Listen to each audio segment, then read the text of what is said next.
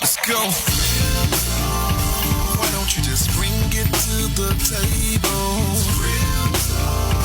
Why don't you just bring it to the table? With Angela C Harden. So whatever the problem is, just bring it to the table. Why don't you just bring it to the table? Bring it to the table.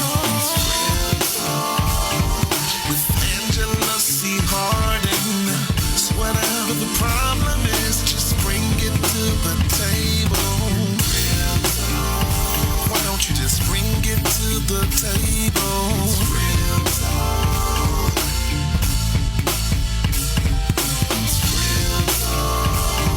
With Angela C Harden. So whatever the problem is, just bring it to the table. Why don't you just bring it to the table? We welcome you guys to Bring It to the Table. Real talk. Now, I want to thank you guys so much because last week I was not here. And I want you guys to know you all did an outstanding job.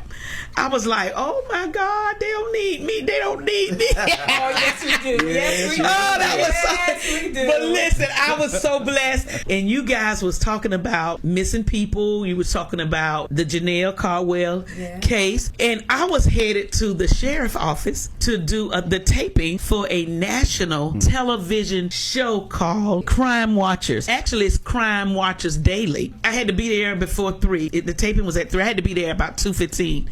I want y'all to know it lasts from 2:15 until 8:30 that night. Wow.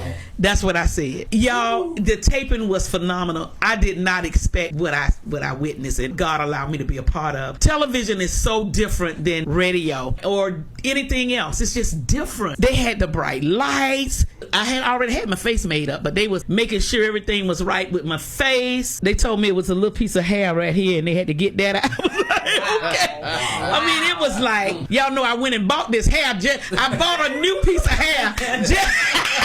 Real talk, right? That's right. Look, That's what we do. but I didn't need to buy no new hair. But look, let me tell you, I bought a new piece of hair. So the lady, bless her heart, she was fixing my hair. I'm like, I just bought this hair. We don't need it. So it was a great experience. If we got something wrong, we just redid it. We did another take. And I like that because you want to present well. You know, with radio and live, it is what it is. So if So I was truly blessed by that. I didn't realize that they were going to tape us, and we taped for like 2 hours there. Then we left and went on location to the home where Janelle stayed. We went there and did a taping. So I'm not sure exactly when the show is going to air, but when it airs, we will let you guys know because we're planning to do something huge for the airing. And guess who else have picked it up? Ooh. Nancy Grace have picked up the story. Wow. Come on, I got to get a Lord of hand praise on that. Come on. Yes. Woo! And you know, and we're not glorifying God for us. We're glorifying God because this case will not go cold. We need answers. We're going to put it before God. It's going to be in the atmosphere, and we're going to put it all over the world. In order to do that, Facebook is good, but we need national shows to bring some awareness, to put some light on this case. And we're going to put light on it until those that know where she is will open their mouths and tell where she is. They're going to be compelled to do it. I just believe that with everything inside of me. They are going to come to a place of unrest. I mean, really, till it just starts tormenting their soul. I'm so serious. And they're going to have to tell in order to be free from their own selves. I just believe that with everything inside of me, because this is the show, the unbelievers that don't understand who it is we talk about as God being omnipotent and can do everything and all things, that he is the one that is truly working this. Yes. He really is. So this is for the non-believer as well as the believer to step your faith up to another level. Amen. And the devil gonna see it everywhere. Everywhere you look, there's gonna be Janelle's face. Everywhere you turn, you can turn on the radio, you can turn on Facebook, you can watch Facebook Live, you can watch television shows. Where everywhere you look, you can go down the street, you're gonna see the billboard. We're not gonna let her die. Yes. We're gonna keep her before the community. Yes. We're gonna keep her before the world until those that know will tell us where she is. Yeah. But I want us to get right into this conversation, and that is, we're still talking about the black community or the black America, but I want to talk about a word that God gave me the other night, and it was dealing with fear. I saw that part. And it was dealing with fear and talking about how we as a people, because I'm like, man, I'm always praying for, especially when I see our children, our young black boys with their pants down. And some of them now got a nerve to be showing their naked behind. I mean, literally. When I saw that the other day, I wanted to pull over and grab that joker and whoop his behind. Since he already got his behind shown, he just needed a good belt on it. You know what I'm saying? I mean, just craziness.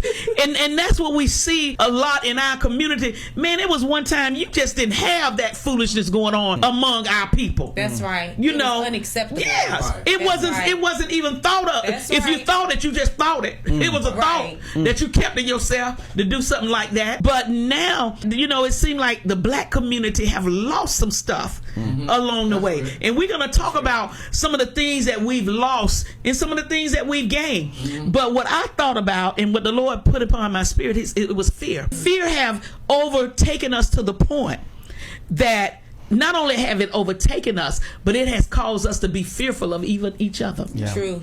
Yeah. And so I want us to talk about that. True. And then I'm gonna read something. And I thought about too, about 3 weeks ago, God allowed me to go into the jail on Finney Road. I had been praying, and you all know I had been praying, Lord, I want to see her. I want to see her. I'm talking about LaTanya mama, where she is. I said, I just want to lay my eyes on her. I didn't want to necessarily touch her or be that close to her. I just said, I want to get eye contact with her. What I want you guys to know, not only did God hear my prayer and answer that prayer, God allowed me to go to the jail that we go every other week. Allowed me to go to the jail, and she just happened to be in my group. Wow. All right, just happened. Wow. Right. In the group that I normally be in, somebody else was doing that group. And when I walked in there, the lady told me, she said, "Oh, I got part C." That's my part, right? Okay. And y'all know what I said? Just what y'all just said. I said, okay. Because I know God moving. Always. And then this other lady said, "Oh, you could go in my part B." How about God set me up? Well, always. Because he heard my prayer. Yeah. He knew my heart. But man, when I wanted to go in there, I had some other things I wanted to do if I saw her, right? I ain't going to tell y'all what they were. Amen. But I want you to know the love of God. The love of God. I'm telling you, God is something. So as we was going, I was asking the other ladies, I said, what y'all going to teach on? Because I'm trying to get something. God, you living and put something in my spirit. But see, he knew. Oh my God. He just knew that she was going to be there. I had already prayed that I need to see her. And we're so serious about this baby right here. I'm talking about LaTanya Janelle Carwell. It's been in my heart and in my spirit. I sleep it, I eat it, I wake up with her, and I go to bed with her. I'm in the shower with her. And I mean, I'm just consumed with her, right? And so I'm like, if I can get my hand on that mama. Because I feel like she deceived me in our station. You know, I was in her home. She was here in our station. Although I knew she had some issues, but man, to know that she was in contact with, I almost said Joker, with her husband, Janelle's stepdad, and where everybody looking for him, and I know she still had contact. You know, I'm like, man. So guess what? Wow. I go up in there. I asked the people, I said, what y'all teaching on? So people was telling me what they were teaching on. Nothing hit my spirit. I said, God, give me something. He didn't give me anything until I got there. Saw her, she dropped her head, and I thought she was gonna leave out, because they have a choice to leave out. Right. And normally when they get mad about something you said, or they don't like what you preaching or whatever, they'll go sit at the door, and that'll alarm the policeman to unlock their door that they want to go in their cell, rather than listen to you. Right. So I said, Lord, don't let her go in the door. Don't let her go in the door. She sat there. And after we did the introduction, God dropped in my spirit. He told me to turn And God just had me to turn to page 75. And guess what page 75 says? False evidence appearing real. Fear. When God gave it to me, he said, turn to fear. And I didn't realize it was for everybody, but it was for Tanya. Yes. It was for her mother. Yes. And it's for our black community. Y'all listen to me. Because we don't even realize that fear is an enemy that has attacked us as a people. Absolutely. Fear has gripped hold of us, and we can't be all God called us to be because of fear, and we can't do the things that God has given a lot of us to do because of fear. And because of fear, we've lost respect, we've lost sacrifice, and we have no loyalty. Well, if you look in the Bible, many times when there was a great move of God about to take place, the Lord always gave the same command: fear not. Yes. From Genesis all the way to Revelations, you'll see that phrase used over and over and over. And even in teaching, you ask people, why do you see the phrase continuing to be given to the people over and over again? It's very simple. Because they hadn't got the lesson yet. Because fear was still there. Yes. I remember a pastor was preaching a message on salvation, and the people started getting tired of him preaching about salvation every Sunday. And he said, Pastor, when you going to preach something else? He said, when y'all get saved. Whoa! I love it. Amen. So the Lord has to keep telling us, fear not, until we get some courage and trust in him. Yes. And there was always a part 2 to it. It's like, fear not, for the Lord thy God is with you. Yes. Come on now. Yes. There's a reason for us not to fear. Yes. We've got someone on our side greater than the things that we're afraid of. So it took courage for you to even bring the topic up. You're in the prison cell. Here is this woman. You don't know how she's going to react. Now, you're not worried about being harmed because there's guards there, but you don't want her to leave. You don't want to turn this group of women off. Right. You have to wrestle with yourself. Like, Lord, what should I say it? Should I keep it to myself? Yes. Should I be quiet? Yes. Should I speak up? But I'm always a believer that if it's in your heart to do it, you need to open your mouth. That's right. Okay. And do what God told you to do. Because God got your back. That's right. Absolutely. Because that part 2 of that. Fear not, for the Lord thou God are with you. Well, listen, there is a flip side to this. Fear, and I'm gonna just read this is what blessed me. Now imagine you got 22 females that have broken the law, they say. Because it's innocent until proven what? Guilty. Yeah. Okay, so they there, but she know what that baby is. All right. And I'm very adamant about that. I wanted to just shake it out of her. Amen. But listen, false evidence appearing real. That's the definition for fear here. False evidence appearing real. And I read the first part, and God ministered. This is when I knew it was God. Because at first I just started because I felt that He put it in my spirit. But when I started, see, sometimes you just got to start out on faith. Sometimes we don't really know, and this is for me. Sometimes I don't really know if it's God or not. Sometimes I just started in the flesh. You know what I'm saying? Yeah. And then God just take it, and then it's Him. He'll show you, oh, this is me. Yeah. Yeah. And that's what He did when I read this, the first 3 lines. It says, I can recall many times as a child.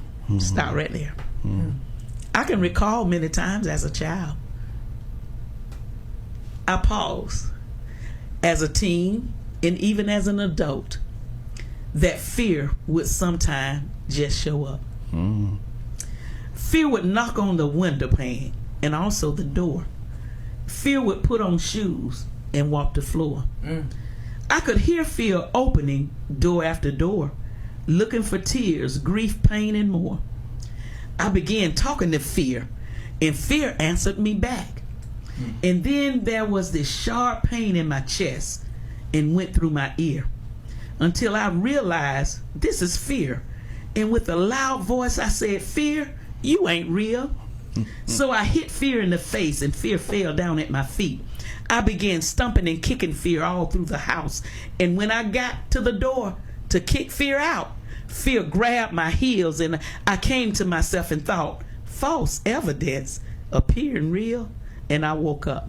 Wow, what a dream. Fear don't live here anymore. For God has not given us the spirit of fear, but of power and of love and of a sound mind. 2 Timothy 1:7. Amen. Let's go. don't you just bring it to the table? Real talk. Why don't you just bring it to the table? Real talk.